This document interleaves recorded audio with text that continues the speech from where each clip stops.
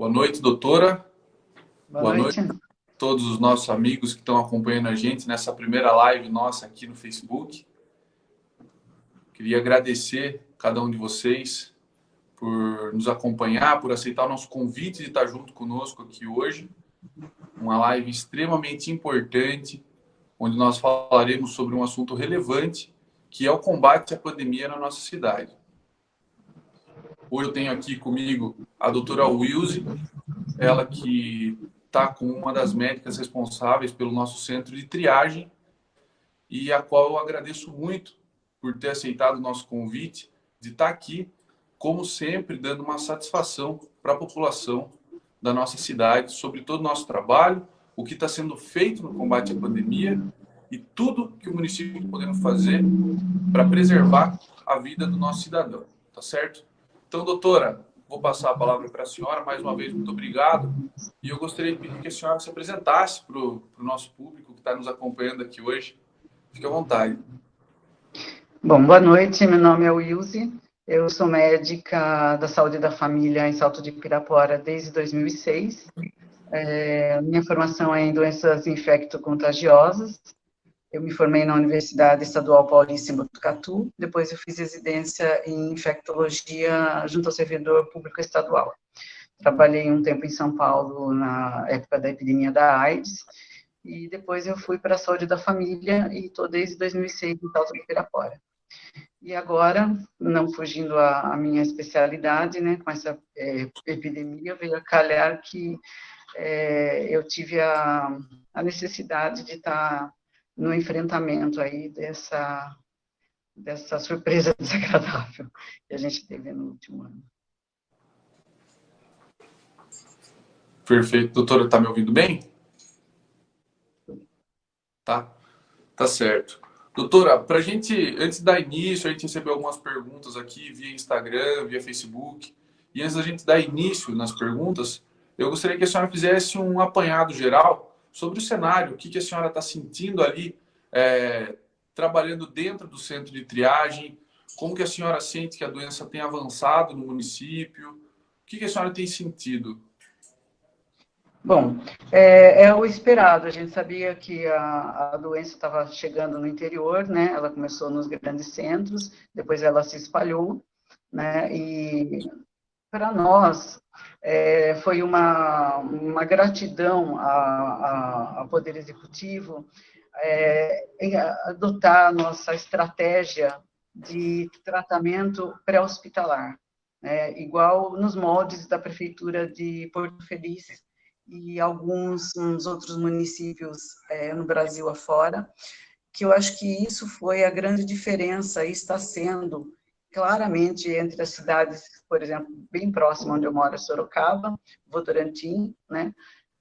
Porque o tratamento precoce, junto com o distanciamento social, são as únicas maneiras de você evitar os maiores transtornos que a epidemia pode causar, né? É uma doença que no mundo inteiro tem uma letalidade baixa, mas se você estratificar nos grupos de risco, que são os obesos, os diabéticos, os imunossuprimidos e os idosos, ela tem uma letalidade maior, mas não muito grande. Então, assim, a doença não tem como fugir muito do esperado no mundo inteiro. A única estratégia que faz a diferença, e a gente vê nos países que adotam e que não adotam, é o tratamento pré-hospitalar, o tratamento nos primeiros sintomas. E é isso que a gente tem frisado muito, que as pessoas, elas não esperem em casa, como antigamente era para a conduta até do Ministério da Saúde, né? Você, com suspeita, fica em casa, se você agravar, você procure uma unidade de saúde. Não. Nos primeiros sintomas, você procure unidade de saúde, porque você terá o primeiro atendimento, será medicado, porque o nosso diagnóstico não é laboratorial, nós não precisamos do exame para fazer o diagnóstico nessa altura. Nós precisamos só do exame clínico, da história do paciente e do dado epidemiológico. Então, o paciente ele sai, independente de exame, com tratamento. E no tratamento existem os antivirais, que é hidroxicloroquina, ivermectina, e o uso desses antivirais, ele também reduz a rotatividade do vírus na comunidade. Um fato interessante, por exemplo, foi que nós, assim como o Dr. Cássio em Porto, fizemos e estamos fazendo a prevenção no asilo, por exemplo, né, que é um grupo de risco. Então, nós fazemos ivermectina a cada 15 dias. Coincidentemente, que não é coincidência, nós não tivemos nenhum óbito no asilo. Aqui em Sorocaba já foram 10 velhinhos mortos no asilo, porque eles não têm essa estratégia da prevenção, né?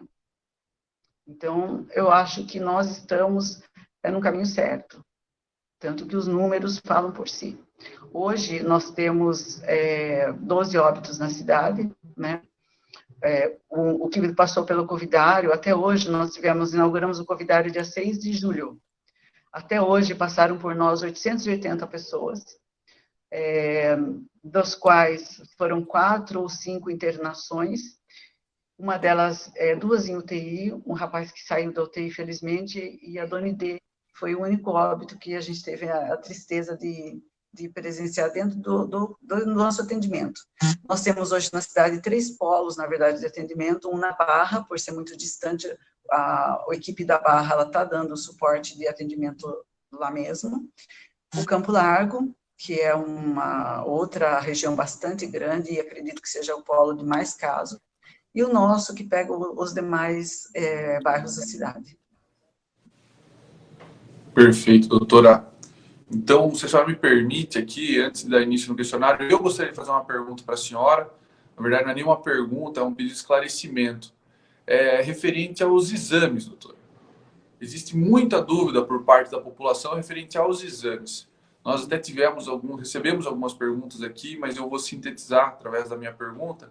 Se a senhora puder diferenciar para nós o que faz e qual é o ponto positivo do teste rápido, o exame do SWAB, que para quem não conhece é aquele do cotonete, e o sorológico. A senhora poderia dar um apanhado assim, a respeito dos exames, por favor?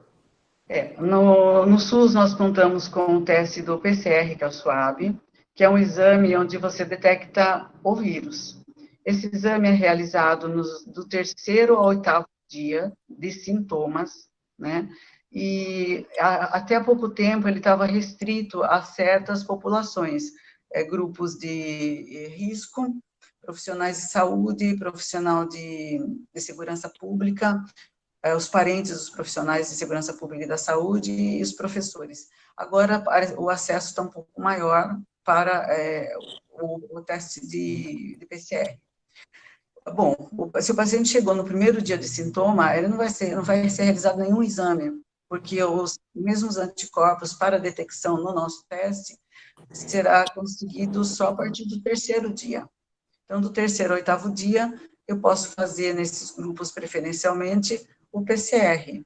Lembrando também que o PCR tem em torno de 40% de falso negativo. Então, para mim, como médica, não interessa o resultado do PCR. Ele vai ser tratado se ele tiver sintomas, independente desse PCR. Já o teste rápido é um teste que detecta anticorpo. Para você fazer anticorpo, o vírus tem que ter entrado em contato com você, há mais ou menos, a gente conta preferencialmente 10 dias depois dos primeiros sintomas, é que eu consigo detectar com mais certeza os anticorpos. Então, não adianta eu chegar no primeiro dia, eu não vou ter anticorpo ainda no sangue, e obviamente nunca vai dar nada. Então, é depois do 10º dia, em geral, dos sintomas, eu tenho mais certeza de que vem um teste positivo, se eu tiver tido contato. E agora a gente está dispondo do teste que eu achei bem melhor do que o anterior, que é o IgM e IgG, que separa. O IgM significa uma infecção ainda em progressão, e o IgG um paciente já entrando na imunidade, tá? Então, isso também é interessante, às vezes o paciente tem chegado lá com IgM positivo, IgG negativo, se ele não tratou, a gente preferencialmente trata, porque diferente de muitos outros infecções virais, esse vírus, a história dele é ainda muito obscura. Nós estamos vendo, eu faço parte de um grupo chamado Médicos pela Vida, o pessoal do Nordeste, eles já tiveram os picos, já tiveram os primeiros casos bem antes da gente, então eles estão tendo as histórias pós-Covid. Então, tem muita coisa aí obscura e que a gente tenta evitar com o uso precoce da medicação. Por exemplo, a gente vê pessoas que supostamente tiveram a infecção há um mês, 40 dias, e que depois desenvolvem trombose, desenvolvem doença tipo doença da fadiga crônica, doenças articulares.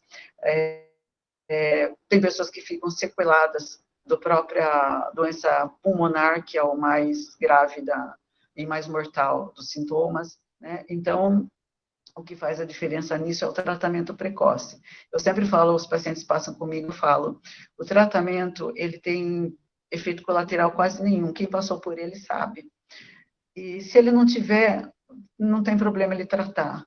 Agora, se ele tiver e eu não tratar, e ele progredir, aí sim. Então, a gente está acertando em entrar precocemente, tanto que a gente está tendo bastante resultado positivo aí de melhora dos pacientes, né? Principalmente os pacientes que já chegam numa fase 2, que a gente chama, que é a fase onde você já tem um comprometimento pulmonar, uma falta de ar importante, e aí você entra com um tratamento diferente da primeira fase, e surpreendentemente, o paciente no terceiro dia, ele melhora, tem uma melhora muito importante dos sintomas. Então, isso é que faz a diferença em relação ao que tem acontecido, por exemplo, em Sorocaba. Perfeito, doutora. Eu gostaria também aqui de fazer um breve relato a respeito do que aconteceu comigo.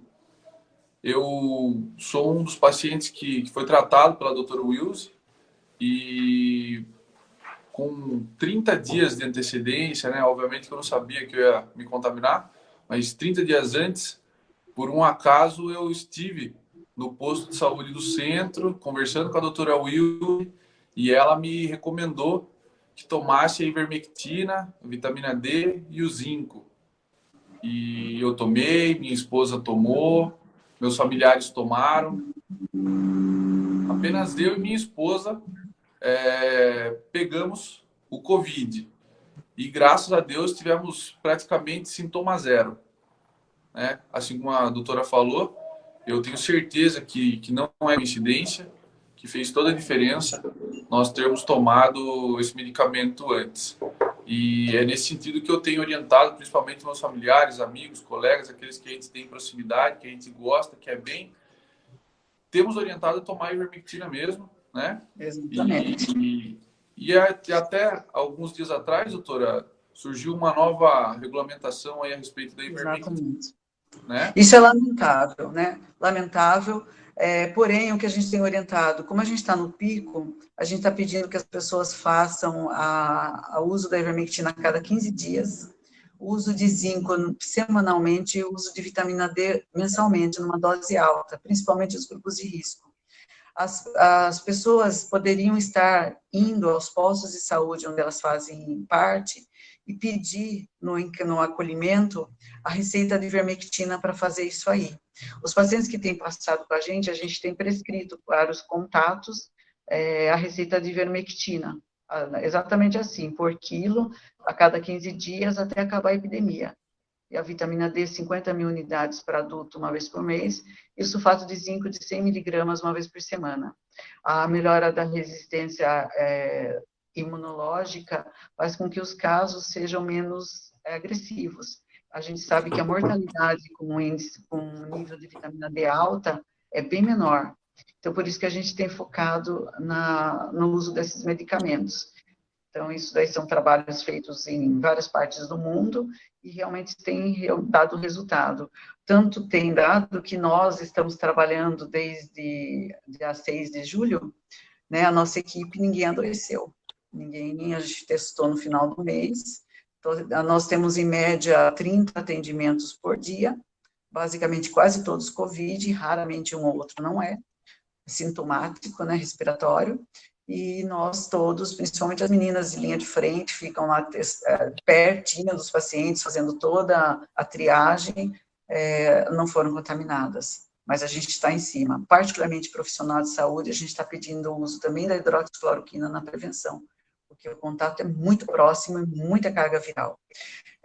Falando exatamente sobre isso, a máscara é muito secundária, ela não é importante na diminuição da transmissão. Tanto é que a maioria dos adoecimentos se aconteceu em profissional de saúde que usa máscara. A máscara de pano, então, nem se fala. Então, o importante para diminuir a transmissão é o distanciamento social, não fazer festa, aglomeração, retirar as pessoas de risco de contato, né? As pessoas de risco têm que ficar um pouco afastadas, principalmente agora que a gente está no pico, e o tratamento precoce. Começou os sintomas são inespecíficos, né? O sintoma mais dominante é a dor de cabeça, não é a febre. Raramente a gente vê febre. Diferente, acho que do estudo de Israel, nós temos aqui no Brasil pouca febre. O que mais a gente tem é dor de cabeça, diarreia, perda de paladar, tosse seca. Essas são as principais. As crianças, felizmente, são pouco acometidas, elas têm um quadro de diarreia. A gente também faz a prevenção nas crianças, embora a gente saiba que elas pouco, principalmente as crianças pequenas, elas pouco transmitem e também elas pouco adoecem. Embora a gente tenha aqui em Campinas, por exemplo, 2 casos de criança internada em UTI, com suspeita de Covid. Então, claro que não é zero, mas é bem menor. Então, a gente fica até mais despreocupado. Perfeito. Doutora, eu recebi uma pergunta aqui no Facebook. Uma pessoa relatou o seguinte: tive Covid, com 8 dias fiz exame e deu negativo, mas eu estava com todos os sintomas, sem olfato, sem paladar nenhum, por 15 dias. Mas sem exame. Essa pessoa não teve exame. Por que esse exame que ela fez com 8 dias não deu positivo? Tem uma... Então, eu acabei de tratar ontem um paciente que ele veio com todos os sintomas já na fase 2, um paciente que requeria cuidados, todos os exames negativos. Então, a gente tem muito falso negativo. Por isso que eu falei que o exame, para mim, como médica, e para o paciente, como expectativa de adoecimento mesmo e risco, não é tão importante. Seria importante se fosse um pouco mais até sensível e específico, para ver quantas pessoas já tiveram Covid. Porque a gente precisaria a gente precisará que uma porcentagem significante da população tenha para ter uma estabilidade. Porque é claro, é evidente que vai aumentar até chegar ao patamar, como a gente espera, de 20%. Perfeito. Então, doutora, assim, já dando sequência aqui na outra pergunta, que é a respeito da importância da consulta médica. A senhora, né, afirma que é importante que seja feita essa consulta com a maior antecedência possível, não é isso? Exatamente, exatamente. Nos primeiros dias do sintoma, porque é onde está se multiplicando o vírus. O grande problema dessa doença é ela entrar na chamada fase 2, que é a fase inflamatória. Primeiro você tem contato com o vírus, então o vírus entra, o vírus é um vírus assim, capcioso demais, ele tem um cerebral, um tropismo pulmonar, um tropismo renal, um tropismo por endotélio, e causa uma série de transtornos aí, e pode se perpetuar esse transtorno por dias. Então, quanto mais cedo eu tirar ou matar a maioria deles, tanto melhor.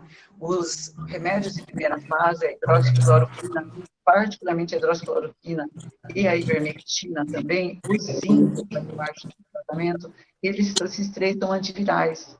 Então, eu mato a maioria dos vírus e evito, então, que ele entre, seria justamente depois de 8, 10 dias, onde ele faz o anticorpo, ele tem os casos mais graves, ele tem uma exacerbação dessa reação inflamatória, dessa briga dos vírus com os anticorpos.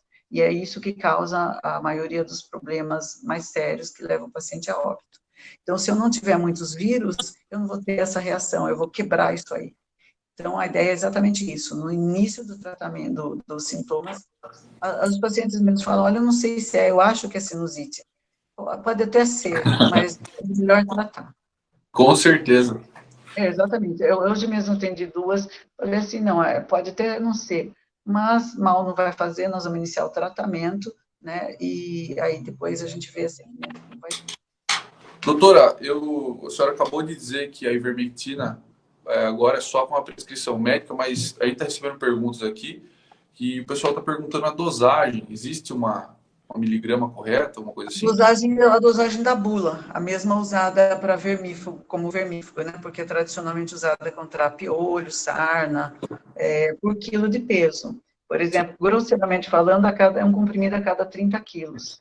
Lembrando que gestantes não devem usar, crianças Perfeito. com menos de 15 quilos, porque não tem formulação para menos de 15 quilos, e pessoas internadas com suspeita de lesão de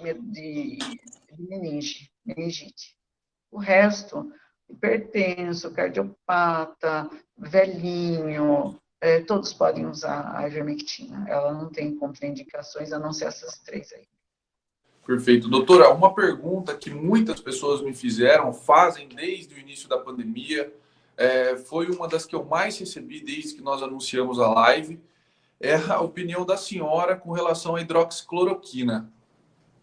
Bom, tanto é a melhor possível que a gente começou já no início, no final de março, a trabalhar com a hidroxicloroquina. Né? Justamente por ser a única opção, a gente está pegando trabalhos que a gente começou depois da Europa, né? Então, graças a trabalhos como o do Dr. Didier Raoult, da França, e da doutora Marina Bucar, na Espanha, da Índia, os países que tiveram, a gente vê a redução, fala o que esses países tiveram de diferente, que fizeram com que a taxa de mortalidade fosse bem menor, né? Então, se vocês forem depois pesquisar, vocês vão ver que a diferença, até países da África, como Senegal, a diferença é que eles fizeram um uso importante desses antivirais precocemente. Então, a gente começou justamente por isso. Particularmente, eu estava entrando de férias, é uma história até interessante, e um dos meus melhores amigos, que é o médico da cidade, o Dr. Shibuya, adoeceu e foi o meu primeiro paciente. E realmente ele já estava com uma porcentagem do pulmão afetado, paciente de risco, e não foi internado. Fizemos todo o acompanhamento domiciliar. Então, para mim, não foi só os relatos de estudos, né? Foi na prática que eu aprendi essa diferença. Depois, durante o meu período de férias, eu estudei vários trabalhos e ainda tive que assessorar muitos pacientes de outros municípios, porque, infelizmente, no Brasil somos mais de 400 mil médicos e menos de 6 mil prescritores, porque a maioria não acredita no medicamento e não prescreve. Então, esse é o grande problema. Então, às vezes, muitos pacientes eu nunca conheci, mas eu dei suporte por telemedicina, que a gente fala, e fazendo parceria com amigas dentistas que faziam a prescrição em São Paulo, em Guarulhos, e assim, eu acho que eu perdi as contas de quantos pacientes se beneficiaram. E, infelizmente, o único óbito que eu tive nas minhas mãos foi a do Nidil, que mesmo assim começou precocemente, mas era uma paciente já de risco pela idade e pela comorbidade. Sim. Inclusive, nossos sentimentos aqui, a família da Dona Idê, pessoa muito querida aqui na cidade, os familiares também, né? Realmente uma pena. E, doutora, dando sequência aqui, uma das perguntas que nós recebemos, qualquer pessoa pode chegar lá no centro de triagem e receber o kit? Como funciona? Quem recebe e quem não recebe? Então, todos os sintomáticos, a gente está tratando todos os sintomáticos. Apareceu com sintoma, ele é tratado. Agora, nem todos vão receber o mesmo medicamento. Por exemplo, se eu recebo um paciente que não tem comorbidade, que é um paciente jovem, que tem pouco risco de desenvolver a fase 2, eu nem preciso entrar com a hidroxicloroquina. Eu entro com azitromicina, ivermectina e um anti-inflamatório e as vitaminas. Agora, um paciente que já tem um risco, paciente obeso, principalmente a obesidade é o maior fator de risco, paciente obeso, paciente diabético, ele entra, se não tiver contraindicação, que é basicamente a contraindicação para a hidroxicloroquina é ter uma doença cardíaca que altera o ritmo cardíaco, né, pacientes que usam Coron, já tem uma alteração de ritmo cardíaco, são as únicas que a gente tem ainda, mesmo assim, é uma contraindicação relativa, dependendo do grau. Esses são, a gente entra com hidroxicloroquina a azitromicina, o anti-inflamatório também. E nos pacientes que já chegam mais tardiamente, ou naqueles que mesmo no início já entram com uma dispneia, tem paciente que vem com uma saturação, quando o paciente vem, ele já é feito uma triagem com saturação, temperatura, como não é paciente conhecido nosso, é diferente de trabalhar no meu posto, onde eu já conheço quem é diabético e quem é hipertenso, lá eu atendo muitas pessoas que eu nunca vi na vida, então a gente faz destro para ver se o paciente é diabético, muitas vezes eu nem sabia que era diabético, a gente fez vários diagnósticos de diabetes no centro, e hipertensão também. Então, a gente mede a pressão arterial, mede o destro, faz toda essa triagem anterior, né, para, inclusive, porque isso estratifica o risco do paciente. Paciente de risco e paciente que já vem com uma saturação não esperada para a idade dele, a gente já entra com a fase 2, que é o anticoagulante, que é o Clexane, né, junto com o anti-inflamatório, junto com o hidroxicloroquina, enfim. Cada paciente tem uma necessidade diferente, né? Perfeito. Doutora, uma dúvida também que surgiu, muitas pessoas perguntam desde sempre, desde o início do famoso lockdown aí, do fecha tudo. Agora, recentemente, que nós temos visto aqui em Salto a escalada do número de casos, os números crescendo, os números de positivados aí crescendo. A senhora acha que tem relação? O comércio está fechado com o número de casos crescendo? Qual que é a sua opinião sobre isso? Não, não tem. Nada muda a história natural de um vírus, exceto, como eu falei, o distanciamento social e o uso de medicamento precoce, que daí eu posso diminuir a quantidade de vírus circulando quando eu entro com esses antivirais, eles matam os vírus. Por que eu sei disso? Porque a maioria das doenças de doentes foram pessoas que ficaram em casa fechadas, né? Então, parece que o número saiu até recentemente no trabalho, é bem maior nos pacientes que estavam fechados do que nos pacientes que estavam trabalhando. Veja quantas pessoas adoeceram trabalhavam em mercado, não adoeceram naquela época, mas adoeceram agora, porque a circulação do vírus aumentou, que é a história natural. Não vejo como o comércio. Veja, por exemplo, a história da Suécia. A Suécia não fez lockdown, a Suécia tem uma mortalidade baixa, não usou máscara, tem uma mortalidade relativamente baixa, e vida prosseguiu. Taiwan também aconteceu isso, né? Então, eu acho que essas medidas tiveram mais um caráter político aí do que realmente científico. Perfeito. Agora nós estamos provavelmente no decorrer da próxima semana, o governador anuncia que a nossa região progrida para a fase amarela do Plano São Paulo, que é a fase um pouco mais flexível do que a fase laranja, que é a que nós nos encontramos hoje. Então, a senhora acredita que se nós progredirmos de fase com uma flexibilização maior dos horários do comércio, a senhora acredita que isso não vai afetar o número de casos? Eu acho que é esperado que o número permaneça aumentando, independente disso, porque a história é natural, né? Certo, certo, entendo. Doutora, outra pergunta aqui, dando sequência. As pessoas perguntam se a vitamina C, D e zinco, se esse combo, eles ajudam a elevar a imunidade da pessoa? Como é que é? Ajudam. É isso mesmo. Particularmente o zinco, tem vários trabalhos mostrando a importância do zinco na melhora da imunidade, e também o zinco, particularmente, ele é um antiviral, ele mata o vírus. Então, o zinco é extremamente importante. A gente está pedindo que as pessoas reforcem o consumo tanto dos alimentos que contêm zinco, como do zinco mesmo, numa dose um pouco mais alta, né? A vitamina C, idem, sempre foi associado, e a D. A D é realmente muito importante para evitar os casos graves, porque a Perfeito, vitamina D, ela é praticamente um hormônio, não é só uma vitamina. certo. Doutora, as pessoas questionam muito também a respeito dos sintomáticos e assintomáticos. Tem um prazo médio ideal para que os sintomáticos estejam afastados das suas atividades e tem um prazo médio para que os assintomáticos fiquem afastados das suas atividades?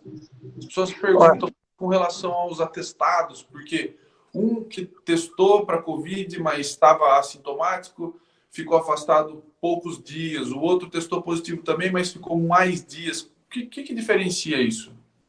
Normalmente, o paciente, ele não transmite mais depois de 14 dias dos primeiros sintomas. O paciente que é assintomático, a gente só dá o atestado para cônjuges, para pessoas que têm uma convivência muito próxima, né? E esses a gente não sabe quando eles vão desenvolver. Se eles, eventualmente, no decorrer desses 14 dias, tiverem sintomas, começa a contar daquele dia de sintomas. Tá? Mas, grosseiramente falando, são 14 dias. Perfeito. Isso. Doutora, uma das perguntas que nós recebemos aqui foi um questionamento assim, por que o SUS não tem ivermectina? Nós temos ivermectina disponível no centro de triagem?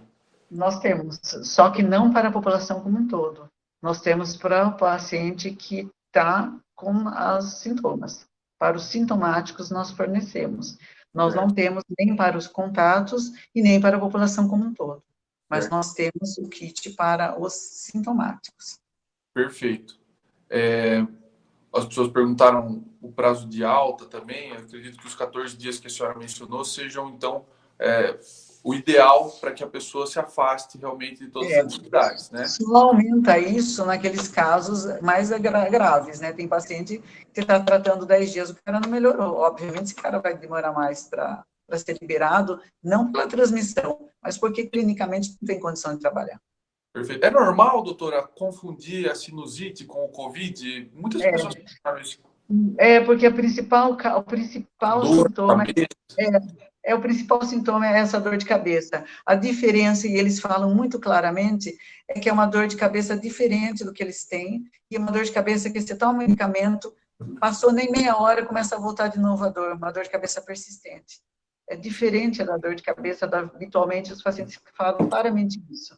É diferente da dor de cabeça que eu tenho quando eu tenho sinusite. Inclusive, o meu primeiro paciente, o Dr. Tibuia, achou que era uma sinusite, e tratou como tal. 3 dias depois, eu que não melhorava, me ligou num domingo, eu desesperada, achando que eu não ia conseguir hidroxicloroquina, mas deu tudo certo. Perfeito, graças a Deus. Doutora, Graças a Deus. uma pergunta, um debate que surgiu aí. O tipo sanguíneo tem alguma influência na gravidade da doença? Então, tem alguns trabalhos que mostram, mas a gente não pode assumir como regra. Parece que o tipo sanguíneo A tem uma menor proteção e o tipo sanguíneo O teria uma melhor proteção. Mas isso é um dado isoladamente, ele não quer dizer nada. Tanto que a gente nem pergunta para o paciente que tipo de sangue ele tem. Certo, certo. Doutora, outra pergunta também, básica, mas importante. Qual a diferença entre o IgM e o IgG? Então, é o que exatamente eu tinha falado. O paciente que tem IgM é um anticorpo onde eu ainda tenho a presença de antígeno no paciente. Ele ainda está transmitindo. Então, por isso que às vezes o paciente vai fazer o teste, a enfermeira chega para mim e fala, doutora, o atestado dele acabou hoje, mas ele veio testar, ele tem IgM positivo e IgG negativo. Então, ele ainda está transmitindo. Então, se ele não tratou, a gente trata, né? Se ele já tratou, ele ainda está transmitindo, ele fica mais 7 dias, no mínimo, afastado.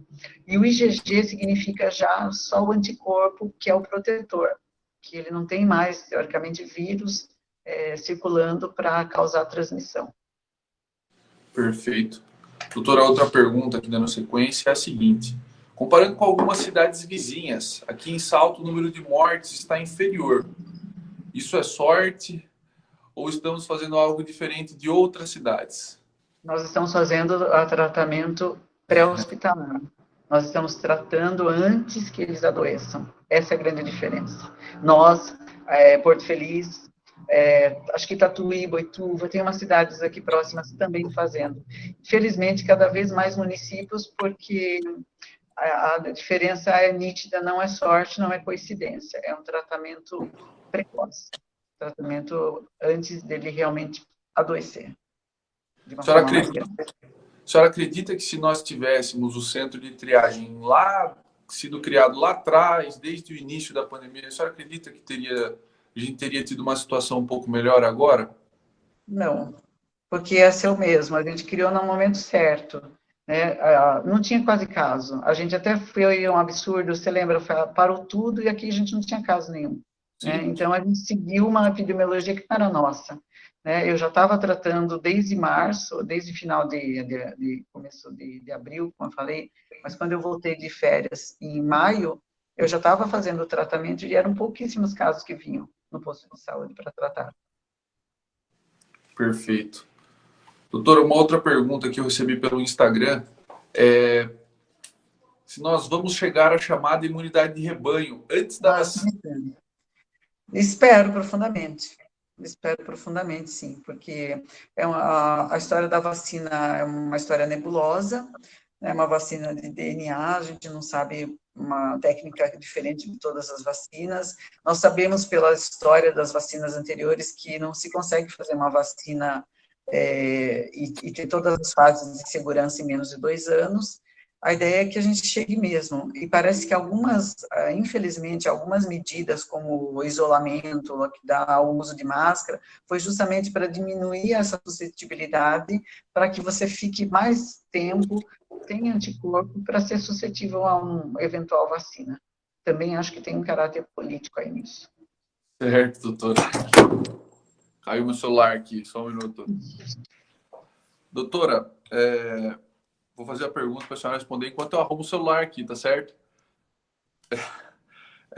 Uma das perguntas aqui, se a senhora consegue estimar um prazo no qual as coisas vão começar a normalizar? A senhora sabe dizer? Olha, não.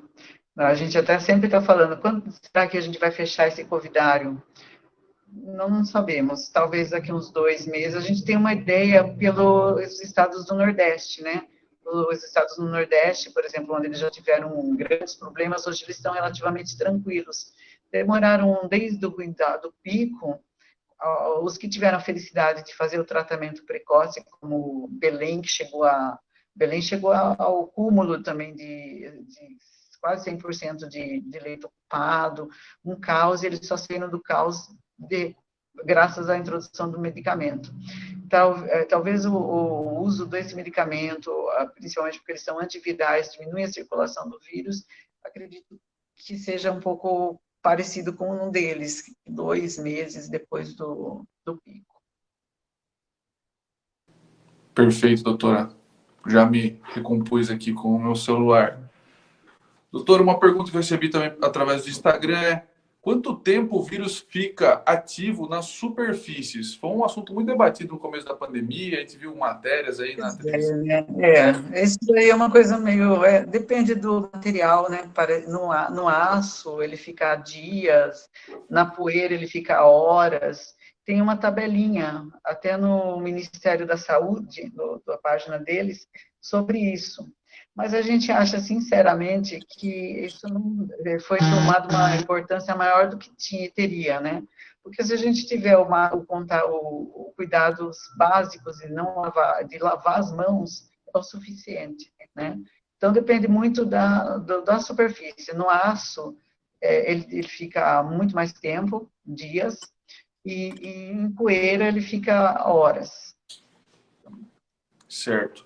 Doutora, dando sequência aqui também, uma pergunta muito interessante, muitas pessoas questionam, é se quem já teve, se pode pegar de novo. Essas pessoas que já Então, se curaram tão imunes? isso daí é um debate. Se a gente tivesse uma chance de reinfecção, já teríamos muitos casos em vários outros países, né? Teríamos várias pessoas já reinfectadas na China, na Índia, no Japão, na Itália. Não é isso que a gente vê, Tá bravo, né? né? Os estudos mostram que a imunidade para o SARS-CoV-2 é muito parecida com o SARS-CoV-1.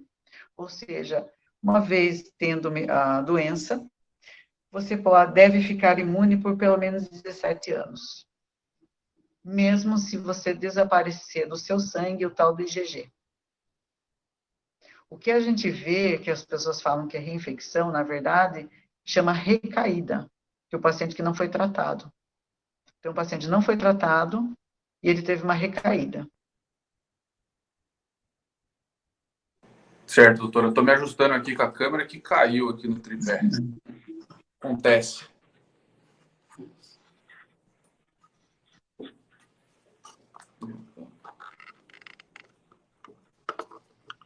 Tá, ele está mexendo aqui, eu vou fazer a próxima pergunta para a senhora. Um assunto que está sendo debatido nesses últimos dias é a volta às aulas, doutora. A senhora acredita que é possível que volte às aulas ainda esse ano? E se sim, existe algum meio de prevenção para os professores, para os alunos? Qual a sua opinião sobre volta às aulas? A gente sabe, pelos vários estudos, que a transmissão, principalmente de crianças pequenas, elas transmitem muito pouco, né? E elas adoecem muito pouco. Eu tenho a mesma opinião do Dr. Cássio, ivermectina e volta às aulas, na minha opinião. Eu acho que elas adoecem pouco, elas transmitem pouco, e isso tem um caráter mais político do que científico. Perfeito, doutora. Outra pergunta, eu sei que a senhora já falou sobre isso, mas a senhora acredita que o comércio, com os horários mais restritos, como eles estão hoje, a senhora acredita que pode prejudicar mais, gerando mais aglomeração? Sem dúvida. Porque a única coisa que faz a diferença é o distanciamento social. Por exemplo, aqui o pessoal que fica com um horário reduzido, é óbvio que vai aumentar a quantidade de pessoas naqueles horários. Né? Já se eu estender até para horários alternativos, aqui em Sorocaba, por exemplo, tem um supermercado que fica 24 horas. Aí a pessoa vai escolher umas 3 horas da manhã para fazer compra, ela vai encontrar pouquíssimas pessoas. Né? Agora, se eu abrir 3 horas só, é óbvio que eu vou ter muito mais contato. Não adianta, essa máscara de pano não funciona. Né? Então, o que funciona é ficar longe um do outro, pelo menos 1 metro de distância. Então, evidentemente, a decisão errada é restringir o horário de comércio. Certo. Doutor, eu queria que a senhora falasse um pouquinho sobre a importância do uso das máscaras, o uso correto das máscaras. Olha, para mim, como médica, só existem 2 usos corretos de máscara. Um é para paciente com sintomas. Os pacientes que têm sintoma respiratório, eles devem usar máscara, porque eles estão transmitindo gotículas, porque os pacientes assintomáticos, eles pouco transmitem, tá? Então, para a máscara, funcionaria para pacientes que têm sintomas e para profissional de saúde que está examinando esses pacientes. E eu estou falando de máscara cirúrgica, né, e a máscara de proteção para profissional. A de pano é a coisa mais bizarra que eu já vi na minha vida. Certo. Doutora, o pessoal está perguntando também com relação à transmissão. Como que é possível evitar a transmissão de uma pessoa infectada que reside numa casa pequena? A gente sabe que o povo brasileiro, na sua maioria, mora São muitas pessoas dentro da mesma casa. Como que é possível fazer esse isolamento dentro de uma mesma casa? Então, assim, não dá. A gente orienta, às vezes, se a pessoa puder ficar num cômodo isolado para diminuir, restringir, né? Agora, a lavagem de mãos, se ele é sintomático, ele usa máscara porque ele é sintomático, e também não é para ele ficar de máscara o tempo inteiro. É só se ele tiver a não possibilidade de ficar menos de 1 metro de outra pessoa. E, sem dúvida, no caso de uma casa onde tenha um sintomático, todos na casa têm que tomar ivermectina. Reduz muito, muito. As pessoas que residem na mesma casa que o infectado, elas podem procurar o posto para pegar uma receita ou eventualmente É isso pegar que a gente a tem ivermectina? orientado. É isso que a gente tem orientado. Para procurar o posto, qualquer um poderia estar pedindo no posto. A gente tem feito, no nosso mesmo atendimento, a gente tem dado a receita da ivermectina para os contatos. A gente perguntar quantos moram na casa, às vezes eles falam, pode dar receita, porque agora complicou, porque também não são todos os médicos que prescrevem, né? Ainda tem médico que não acredita no remédio, mas toma, mas não acredita. Né? É isso que é lamentável, isso tem muito. Então, assim, foi outra surpresa desagradável dessa epidemia, descobrir o caráter de muitos profissionais de saúde. Mas a gente tem feito a prescrição dos contatos também. Então, o paciente chega, ele já sai com a prescrição dos contatos. E a gente pede que, se a população quiser, como ela pode fazer a prevenção nessa época que tem muito contato, no posto de saúde delas, pedir a receita para o médico.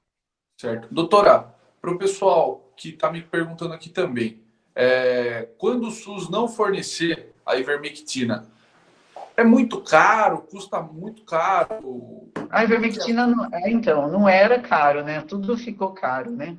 A ivermectina custava, a gente chegou a pagar R$ 3 o comprimido. Eu não sei te dizer agora como tá, né? Ainda mais agora com essa restrição. Mas não é um medicamento caro, é um medicamento relativamente acessível. O mais caro de todos é a vitamina D. A vitamina D eu acho que é uma das mais para profilaxia, né? O zinco também mandando fazer, não é um medicamento também de caro, mas todos eles têm um certo custo, né? Então, mas é um custo que vale a pena, principalmente nessa época, igual eu falo para os pacientes, vocês vão tomar esse medicamento até o fim da epidemia, daqui a uns 2, 3 meses, espero. Ô, doutora, a vitamina D e o sol, qual a relação? Então, a gente faz a vitamina D através do sol, em contato com a pele. É a fonte mais importante da forma de se fazer a vitamina D para o ser humano é tomar sol. Então, as pessoas deveriam, aliás, outro erro, outra coisa gritante, horrorosa que se aconteceu foi fechar praças, parques, praias, né? Principalmente quando a gente tem, graças a Deus, tivemos um inverno sensacional de quente e ensolarado. As pessoas deveriam tomar sol pelo menos 1 hora por dia. É evidente que a maioria das pessoas não tem essa disponibilidade de tomar sol. Talvez agora, com muitas paradas, elas poderiam estar tomando. Então, por isso que falam que o vírus, ele morre em 20 minutos no sol. Até acho interessante que quem vai no meu convidário vê que eu bate sol na janela minha e da Miriam o tempo inteiro. E a gente fala que não, aquele vírus não fica mesmo, a gente não tem como pegar, porque eles morrem. É tipo um vampiro. Então, é importante o sol por conta Falam até disso. que o vírus saiu lá dos morcegos, lá da China, né, doutora? É, é. Mas, assim, infelizmente, a gente está achando mais aquele criado em laboratório mesmo, que é muito bizarro. Muito bizarro. Doutora, outra pergunta que nós estamos recebendo aqui também é a seguinte: depois de 14 dias que testei positivo, tenho que fazer outro exame para verificar se eu tenho ou não tenho a doença ainda? Se você já fez e deu uma IgG, por exemplo, positivo e IgM negativo, não. Se você fez, por exemplo, IgM positivo e IgG negativo, talvez sim, para você fazer um que tenha, que veja que já saiu IgM. Lembrando que todos os testes são bizarros. A minha irmã, por exemplo, ficou feliz da vida que fez um teste no laboratório particular aqui, deu como se ela tivesse de IgG positiva. Ah, que bom, eu não preciso mais tomar ivermectina nem nada. Foi repetir depois um laboratório que eu indiquei, nunca teve nada. Eu falei, pode voltar a ivermectina, você nunca teve nada mesmo. Então, os testes ainda são complicados, principalmente se eu não tenho a história clínica. Às vezes o paciente chega lá e fala, eu quero testar, mas você teve clínica? Não, não tive. Qual é o fundamento disso, então? Não tem um sentido, porque eu tive contato. A gente tem contato todo dia, no mínimo, com 30 pacientes. Né? A gente testou no final do mês, para ver mesmo, para nós isso seria importante até para afastamento, porque sintoma a gente não teve mesmo, e a gente é negativo, a gente acredita que seja isso verdade, porque dificilmente você tem o sintoma sempre dominante para a conduta. Né? Certo. Doutora, a gente vai encaminhando aqui para o final. Tem mais uma pergunta apenas. É a seguinte: com quantos dias começam os sintomas? Por exemplo, um dos exemplos que eu mais escutei desde o início da pandemia. Mateus, dei carona para fulano. Fulano testou positivo depois de tantos dias. Preciso me preocupar? Preciso me isolar? O que eu faço? Ivermectina. Ivermectina, porque você não sabe se você vai pegar o contato, tem que ser um contato mais, por exemplo, eu vou citar uma história, fiz corrida de rua o mês de abril inteiro com uma colega enfermeira aqui de Sorocaba. Eu corri com ela, andou num carro fechado, com uma amiga dela a tarde inteira, que eles faziam visita domiciliar aqui em Sorocaba, numa quinta-feira. Na sexta-feira, eu fui correr com ela, correr. Então, assim, a gente estava ao ar livre, correndo, conversando e correndo. 1 hora, um pouco menos tempo do que ela ficou em contato. Na segunda-feira, ela ligou para mim e falou, estou com Covid, porque estou com sintomas e vou fazer o teste. Estou com todas os sintomas. E minha amiga, que eu andei com ela na quinta-feira, ela ligou para mim domingo, que ela passou muito mal e ela está, inclusive, internada no Samaritano com suspeita de Covid. Então, isso é muito relativo, depende do grau de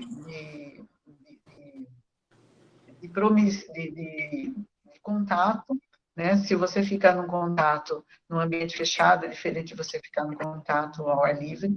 Se você tem uma imunidade, aliás, 40% das pessoas nunca vão pegar, pelo que a gente está vendo, porque elas têm imunidade cruzada com outros coronavírus ao longo do tempo, porque existem vários coronavírus, então essas pessoas tiveram contato, inclusive pessoas que têm PET, os PETs têm até vacina para coronavírus em PET, né? Esses coronavírus dão uma proteção parcial, então muitas pessoas nunca vão pegar, não é 100%. Perfeito. Bom, doutora, acredito que nós chegamos aqui no tempo combinado da live. Se a senhora quiser fazer alguma consideração final, fica à vontade. Não, eu só queria agradecer a minha equipe, que é muito colaborativa, não é qualquer um que quer trabalhar no centro de Covid, né? E a gente conseguiu que as pessoas se sensibilizassem e a gente, que nem a gente está lá, a gente não tem medo, não, a gente trata os pacientes sem nenhum, o paciente vai voltar amanhã, vai voltar quando for necessário voltar, né? Eu queria agradecer à secretária de saúde, ao meu coordenador, que foram cruciais aí em adotar o que eu propus como tratamento, né? Porque uma coisa é eu prescrever e não ter remédio para oferecer, porque nem todo mundo teria condição de comprar, principalmente o da fase 2. Né? Eu estava até conversando com ele, eu receitei para 2 pacientes de Votorantim que me pediram, e para 2 pacientes o tratamento ficou em R$ 1.000. Então, não é qualquer um que conseguiria comprar medicamento. Aqui nós estamos distribuindo gratuitamente. Tá? Então, um tratamento de Clexane para 7 dias, junto com prednisona, fica em torno de R$ 500 por paciente. Então, os pacientes não teriam. Então, realmente, não faltou medicamento para a gente.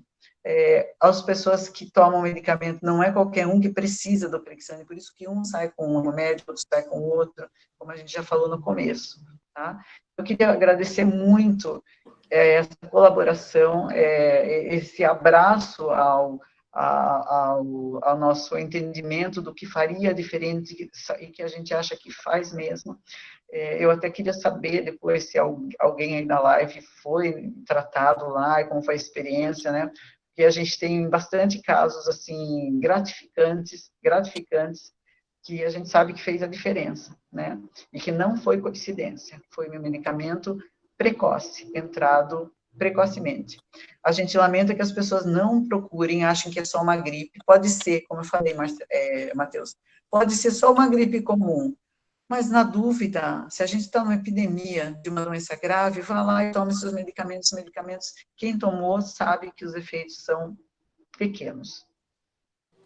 Maravilha. Doutora, eu tenho certeza que muitas pessoas que passaram pelo centro de triagem são muito gratas a toda a equipe, a senhora, porque logo que nós publicamos o anúncio dessa live, eu recebi um feedback muito positivo da senhora, muitas pessoas elogiando o seu trabalho, elogiando o atendimento do centro de triagem.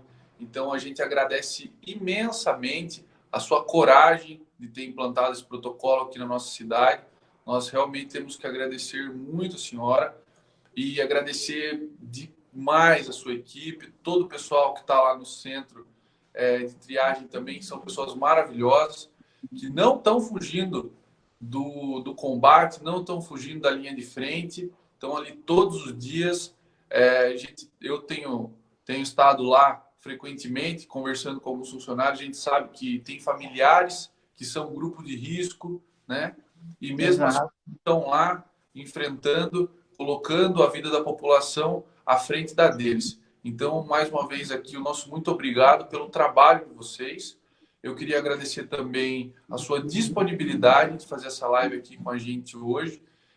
Nós atingimos uma audiência realmente eu não esperava, né? Foi excepcional e isso tem um caráter informativo para a população muito positivo, porque nós estamos levando através dessa live informação para muitas pessoas que até então não a conheciam, né? A informação, ela ainda é, de certa forma, a informação confiável ainda é meio restrita, mas através da nossa live, graças a Deus e a esse protocolo que a senhora implantou aqui na nossa cidade, a gente vai ter com certeza um retorno positivo dos números que estão por vir.